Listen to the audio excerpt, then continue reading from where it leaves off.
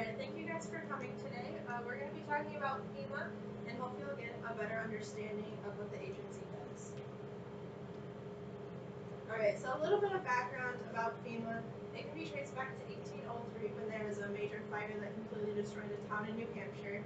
But more recently, in 1979, there was an executive order which merged separate responsibilities of disaster relief into FEMA. And then in 1988, the Robert T. Stafford Act was created, and that is how we declare emergencies. So in the federal instance, unless the president declares an emergency, there is no federal assistance. And then in 2003, FEMA became a part of the Department of Homeland Security. In 2006, FEMA was reorganized, and this was after Hurricane Katrina, which was the most devastating disaster in U.S. history. And then this map right here are the 10 regional headquarters today and how the country is divided.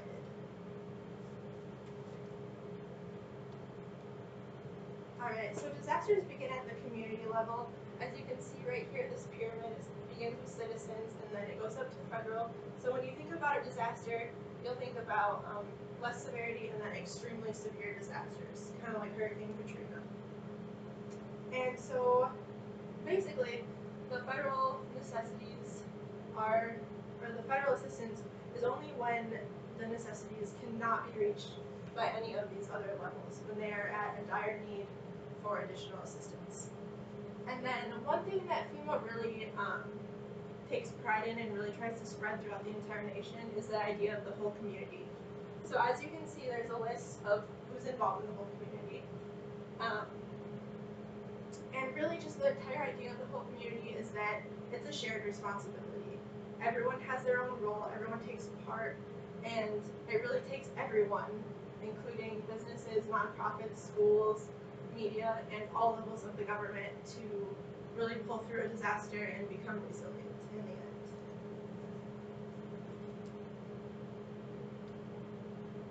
Alright, and then I want to talk about a few facts and myths. So these all listed up here are all myths that a lot of people don't really truly understand.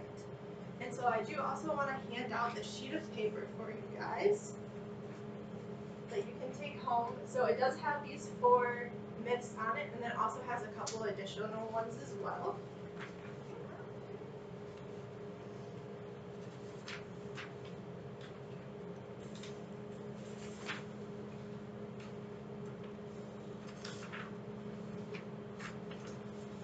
Alright, so feel free to take a look at them now, or you can take a look at them at home.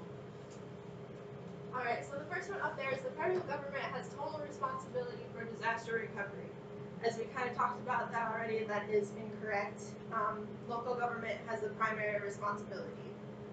So the good thing about that is that with most disasters that do occur, the local government is successful and they don't need any assistance.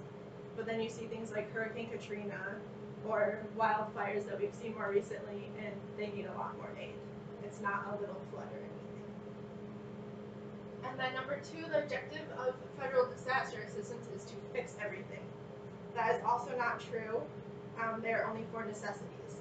So even if you do get assistance, they're not going to pay for your couch that was just swam away in a river, you know? That's not their goal. It's not to provide you with comfort, it's to provide you with the basic necessities to survive, basically.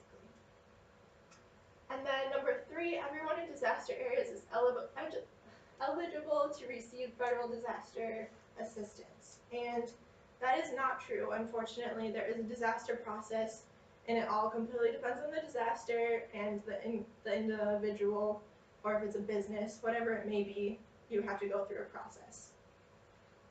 And then number 4, federal aid replaces the need for insurance. So that is a very common belief that is incredibly incorrect. Many people believe, I just went through a disaster, I need all of this from the federal government. But in reality, you have the local government, the state government that comes first, and you still have to have basic insurance that everyone should have. It really will only cover anything that is related to disasters, and anything else, there's a good chance you're not going to be covered. So that's why it's very important to have insurance, especially flood insurance. That's the biggest one that people hits, which is why it's important to always make sure that you know if you are in a floodplain or not. All right, and that is it. Thank you guys for coming. Thank you.